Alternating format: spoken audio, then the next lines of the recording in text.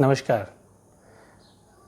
BPCL जिसके privatisation की खबरें कंफर्म हो गई है और प्रक्रिया शुरू हो गई है, उसके या फिर और भी पीएसयू जिनको मोदी सरकार प्राइवेट करने जा रही है, उनके कर्मचारियों को जो वीआरएस ऑफ़र दिया जा रहा है या दिया जाने वाला है, उसके बारे में बात करेंगे। लगभग 97,000 करोड़ के मार्केट कैपिटलाइजेशन, 20,000 कर्मचारियों और देश की कुल रिफाइनिंग क्षमता का लगभग 15% और देश में बिकने वाले कुल फ्यूल का लगभग 22% अपने हिस्से में रखने वाले बीपीसीएल के प्राइवेटाइजेशन की प्रक्रिया शुरू होने वाली है।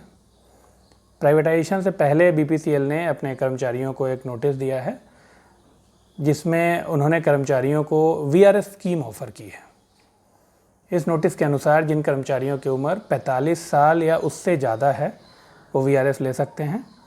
साथ में इनको और भी कुछ सुविधाएं या मॉनेटरी बेनिफिट देने की बात कही गई है, जैसे प्रत्येक पूर्ण सेवा वर्ष हेतु 2 माह का वेतन या वीआरएस के समय तक का मासिक वेतन वो ले सकते हैं। इसके अलावा उन्हें सेवानिवृत्ति के समय मिलने वाला कंपनी छोड़ने का खर्चा, मेडिकल स्कीम के तहत मेडिकल सुविधा का लाभ और सारी बची छुट्टियों हेतु नकद भुगतान का भी प्रस्ताव दिया गया है। अनुमान लगाया जा रहा है कि लगभग 10% कर्मचारी इस वीआरएस के विकल्प को चुनते हुए बीपीसीएल को अलविदा कह देंगे। वैसे बीपीसीएल के एम्प्लॉई एसोसिएशन ने इस प्रस्ताव का विरोध किया है और उन्होंने अपने तमाम सदस्यों के लिए एक एडवाइजरी दी है कि कोई भी हमारा सदस्य इस वीआरएस स्कीम को ऑप्ट नहीं करेगा।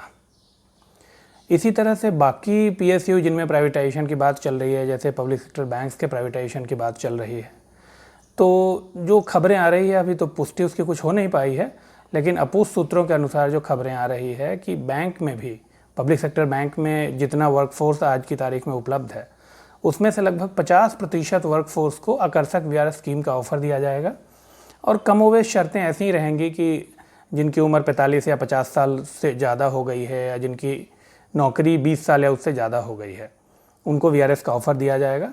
बाकी शर्तें और क्या मॉनेटरी बेनिफिट मिलने वाले हैं या क्या लाभ उनको दिया जाएगा, इस पे अभी तो कुछ खास स्पष्टता आई नहीं है। अब देखते हैं कि वीआरएस स्कीम ऑफ़र क्यों किया जा रहा है। मूलतः इसका उद्देश्य ये रहता है कि वर्तमान वेतन और भत्ते पे जो लोग काम कर रहे हैं उन लोगों की संख्या एकाएक कम कर दी जाए। अब इससे फ़ायदा क्या होगा? एज्यूम करिए कि एक बीपीसीएल में आज जो मार्केटिंग डिपार्टमेंट में एक आदमी काम कर रहा है जिसकी सैलरी तकरीबन 1.5 लाख रुपए है। अब अगर ये कर्मचारी बीपीसीएल में ही बने रहेंगे तो इसी शर्तों पे या इसी सैलरी पे उनको काम करना रहेगा। मतलब या तो उनकी सैलरी बढ़ेगी या आज जो है वही रहेगी, कम होने का तो कोई प्रश्न उठता नहीं है।